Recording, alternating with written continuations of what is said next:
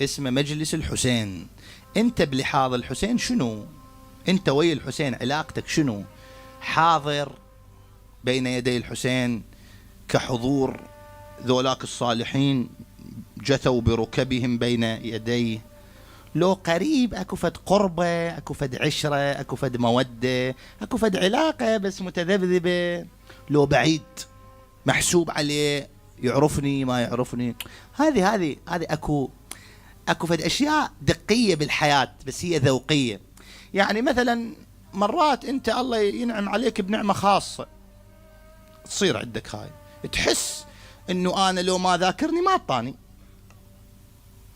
فهاي النعمة الخاصة او الشغلة الخاصة تدل على انه اكو عين باوعت علي، ربما بعضكم مار بيكم. يعني مثل ورا شهر ورا شهرين يجوز 3 أشهر صدفة ليلة بحياتك صار بيها أنس بين يدي الله، ما أدري مر عليك أو لا، ليلة لقيت روحك من المغرب من شد إلى الله، أو عندك لذة أو أنس أو إلى آخره، قعدت صليت من وقت أكون شراح صدر. هذا الحال اللي أنت هسه عندك، هو الله ذكرك وجابك والله ودع عليك. هذا الحال يدل على أنه أنا ذكروني، هم ما ناسيني بس أنا داير وجهي، نسوا الله فشنو؟ فانساهم انفسهم.